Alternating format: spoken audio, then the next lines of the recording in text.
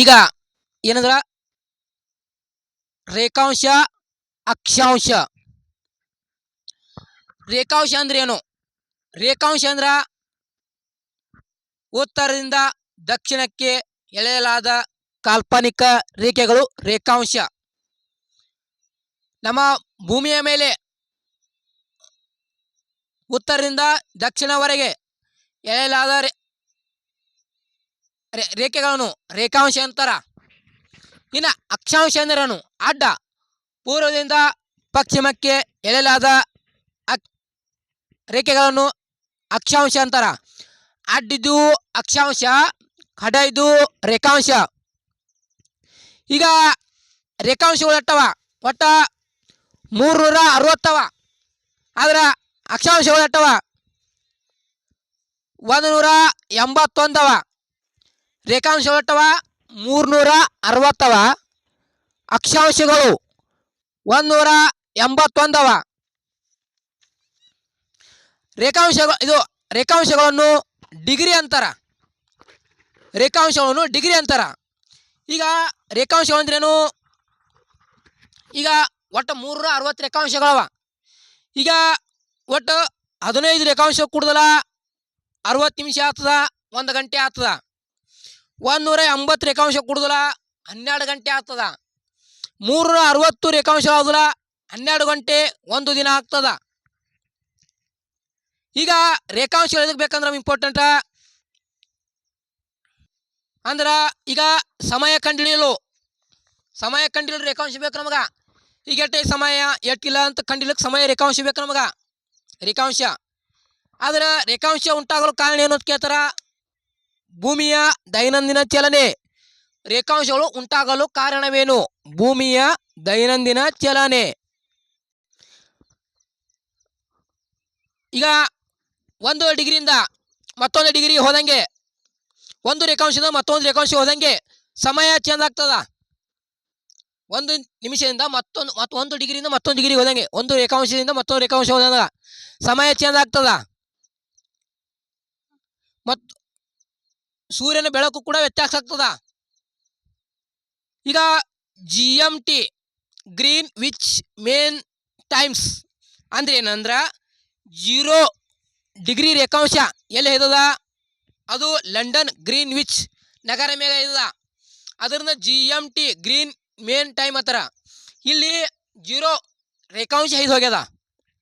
Okay, 0 ರೇಖಾಂಶ ಎಲ್ಲಿ ಐದ ಅಂದ್ರ ಲಂಡನ್ ನಗರದ ಗ್ರೀನ್ ವಿಚ್ ನಗರ ಮ್ಯಾಗ ಐದು ಹೋಗ್ಯದ. ಈ ಕಡೆ ಗ್ರೀನ್ ವಿಚ್ ಪೂರ್ವಕ್ಕೆ ಹಿಂಗ ಸ್ಟೇಟ್ ಐದು ಹೋಗ್ಯದ. ಅಡ್ಡ ಐದಿಲ್ಲ, ಸ್ಟೇಟ್ ಐದ. ರೇಖಾಂಶದ ಸ್ಟೇಟ್ ಐತದ. ಉತ್ತರದಿಂದ ದಕ್ಷಿಣಕ್ಕೆ. ಈ ಕಡೆ ಪೂರ್ವಕ 181 ಡಿಗ್ರಿ ರೇಖಾಂಶಗಳವ. ಈ ಕಡೆ ಪಶ್ಚಿಮಕ್ಕೆ 181 ರೇಖಾಂಶಗಳವ.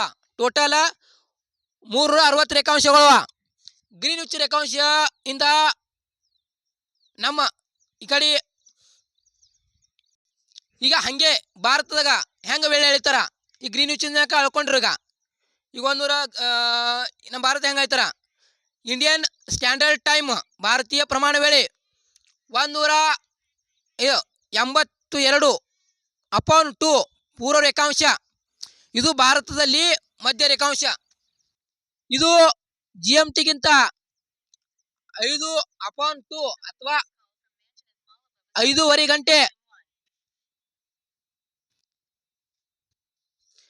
5.5 ಗಂಟೆ ಮುಂದೆ ಅದ.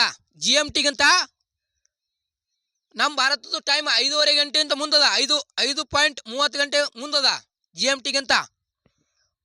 ಮಾತ್ರ ನಾವು ಪಶ್ಚಿಮದಿಂದ ಪೂರ್ವಕ್ಕೆ ಬಂದೇವಂದ್ರ 1 ದಿನ ಹೆಚ್ಚಾಗ್ತದೆ ನಮಗ. ಯಾಕಡೆ ಪಶ್ಚಿಮದಿಂದ ಪೂರ್ವಕ್ಕೆ ಬಂದೇವಂದ್ರ 1 ದಿನ ಹೆಚ್ಚಾಗ್ತದ. ಆದ್ರೆ ಪೂರ್ವದಿಂದ ಪಶ್ಚಿಮಕ್ಕೆ ಹೋದ್ರ 1 ದಿನ ಕಳ್ಕೊತೇವು. ಇಲ್ಲಿ ನೋಡ್ರಿ, ಪಶ್ಚಿಮ ಯಾಕಡೆದ? ಅಮೇರಿಕಾದಿಂದ ನಾವು ಭಾರತಕ್ಕೆ ಬಂದೇವಂದ್ರ 1 ದಿನ ಪಡ್ಕೋತೇವು. ಅದು ಭಾರತದಿಂದ ನಾವು ಅಮೇರಿಕ ಹೋದಂದ್ರ 1 ದಿನ ಕಳ್ಕೋತೇವು. ಈಗ ರೇಖಾಂಶಗಳು ಅಡ್ಡ ಏನಿಲ್ಲ, ಅಡ್ಡ ಪೂರ್ವದಿಂದ ಪಶ್ಚಿಮದಿಂದ ಪೂರ್ವಕ್ಕ ಅಡ್ಡ ರೇಖಾಂಶಗಳು. ಒಂದು ರೇಖಾಂಶ ಮತ್ತೊಂದು ರೇಖಾಂಶ ಅಂತರ ಎಟ್ಟದಂದ್ರ 110.4 ಕಿಲೋಮೀಟರ್ ಅಂತರ ಅದ. ಈಗ ಒಂದು ರೇಖಾಂಶದಿಂದ ಮತ್ತೊಂದು ರೇಖಾಂಶ ಅಂತಾನ ಎಷ್ಟು ಅಂತರ ಅಂದ್ರೆ 110.4 ಅಂತರ ಅದ. ಈ ಅಂತರ ಒಟ್ಟು ರೇಖಾಂಶ 181 ಅವ. ಒಂದು ರೇಖಾಂಶ ಎಷ್ಟು ಅಂತರ 110.4 ಕಿಲೋಮೀಟರ್ ಅಂತರ ಅದ. ಈಗ ರೇಖಾಂಶಗಳು ಪ್ರಮುಖ ರೇಖಾಂಶಗಳು ಗುರುತಿಸ್ಯಾರ. ಪ್ರಮುಖ ರೇಖಾಂಶಗಳು ಎಷ್ಟು ಅಂದ್ರೆ ಪ್ರಮುಖ ರೇಖಾಂಶ 7 ಅವ. ಇದು ರೇಖಾಂಶ ಅಕ್ಷಾಂಶಗಳು 7 ಅವ. ಒಂದು 0 ಡಿಗ್ರಿ ಸಮಭಾಜಕ, ಇದನ್ನು ಮಹಾವೃತ್ತಾಕಾರ. ಇದು ಸಮಭಾಜಕ ವೃತ್ತ ಯಾವ ದೇಶ ಹಾಯ್ದು ಹೋಗ್ತದ ಅಂದ್ರೆ ಫಸ್ಟ್ ಇದು ದಕ್ಷಿಣ ಆಫ್ರಿಕಾದಾಗ, ಇದು ಈಗ ದಕ್ಷಿಣ ಅಮೆರಿಕಾದಾಗ ಕೊಲಂಬೋ ಬ್ರೆಜಿಲ್ 2 ದೇಶ ಹಾಯ್ದು ಹೋಗ್ತದ. ಆಫ್ರಿಕಾ ಖಂಡದಾಗ ಕಾಂಗೋ, ಉಗಾಂಡಾ, ಕಿನ್ಯಾ, ಸೊಮಾಲಿಯಾ ದೇಶ ಹಾಯ್ದು ಹೋಗ್ತದ. ಇನ್ನು ಏಷ್ಯಾದಾಗ ಮಾಲ್ಡೀವ್ಸ್, ಇಂಡೋನೇಷ್ಯಾ, ಕಿರಿದಾಟ ಹಾಯ್ದು ಹೋಗ್ತದ. ಯಾವುದು ಸಮಭಾಜಕ ವೃತ್ತ. ಇನ್ನು 23.5 ಡಿಗ್ರಿ ಉತ್ತರ ಅಕ್ಷಾಂಶ ಕರ್ಕಾಟಕ ವೃತ್ತ. ಕರ್ಕಾಟಕ ವೃತ್ತ ಯಾವ ದೇಶ ಹಾಯ್ದು ಹೋಗ್ತದಂದ್ರೆ ಒಟ್ಟು 17 ದೇಶ ಹಾಯ್ದು ಹೋಗ್ತದ. 17 ದೇಶ ಅಂದ್ರೆ ದಕ್ಷಿಣ ಅಮೆರಿಕದ ಮೆಕ್ಸಿಕೋ, ಉತ್ತರ ಅಮೆರಿಕದ ಮೆಕ್ಸಿಕೋ,